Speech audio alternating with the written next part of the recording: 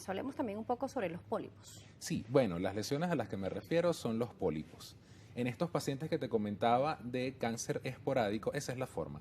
Un pólipo que ocurre por una mutación de la mucosa va alterándose poco a poco, cada vez más, debido a muchos factores, tanto ambientales como el alcoholismo, el tabaco, la dieta o factores genéticos propios del paciente que van haciendo que este pólipo vaya cambiando. Vaya cambiando es que se vaya mutando y vaya transformándose progresivamente en cáncer.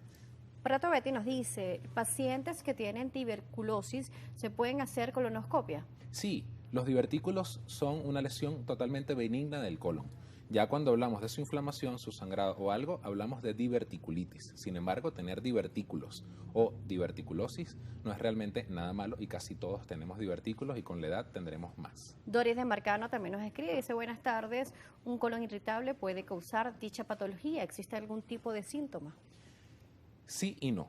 Muy bien. Existen síntomas que se pueden confundir con el colon irritable o con otras enfermedades del colon que nos tienen que llamar la atención para hacer diagnóstico diferencial con cáncer, como la pérdida de peso, distensión abdominal, sangrado, dolor abdominal crónico. Eso nos va a llevar a factores de alarma. El colon irritable no tiene ninguna relación con el cáncer de colon como patología, pero los síntomas se pueden confundir. Entonces no debemos creer lo que tengo es un colon irritable y tal vez tenga otra cosa que necesite diagnóstico. Muy bien. Cuando hablamos sobre factores de riesgo, sobre síntomas, también se dice que el cáncer de colon es un cáncer muy lento. Sí. ¿Podría ser silencioso? Totalmente. Esa es su principal ventaja contra nosotros. El cáncer de colon, sobre todo del lado derecho del colon, tiene mucho espacio para crecer. Tiene muchas formas de irse desarrollando, infiltrando o creciendo sin dar síntomas más allá de escaso sangrado, alguna molestia, sin ni siquiera llegar a la pérdida de peso o incluso alteración del patrón evacuatorio. Cuando hablamos del lado izquierdo del colon, más donde hay ese forme, sí pueden ser unas manifestaciones tal vez un poco más sintomáticas de obstrucción intestinal, de alteración, heces acintadas, heces pequeñas, heces con sangrado, pero para que crezca lo suficiente para ocluir la luz ha pasado bastante tiempo. ¿Una persona que tenga estreñimiento podría ser una persona con mayor riesgo de desarrollar cáncer de colon?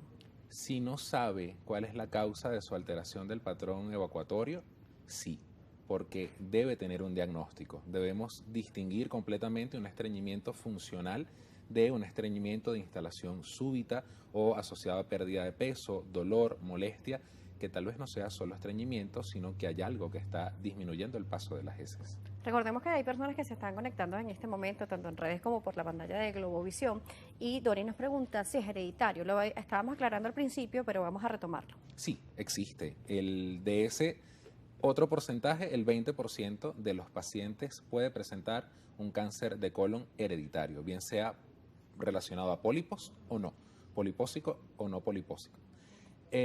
Esto nos va a permitir tener una pesquisa más temprana. Es decir, si tienes un paciente que algún familiar tuvo cáncer de colon, la idea que inicie la pesquisa es de 2 a 5 años antes de la edad del familiar. Muy bien. Es decir, si tuviste un familiar con 48 años cáncer de colon, ya sabes, a partir de los 43 debes empezar tu pesquisa, así no hayas cumplido los 45.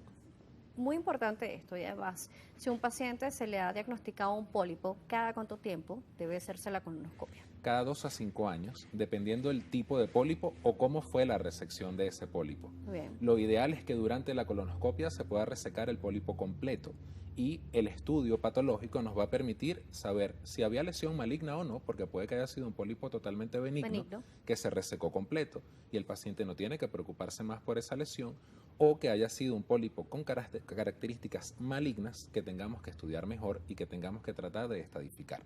Por eso, mientras más precozmente se haga el diagnóstico y la resección del pólipo, tenemos muchas más alternativas de tratamiento. Muy bien, doctor. Tenemos muchas preguntas y participación en las redes sociales. Nos siguen llegando preguntas claves, pero las vamos a responder al regreso. Nos corresponde.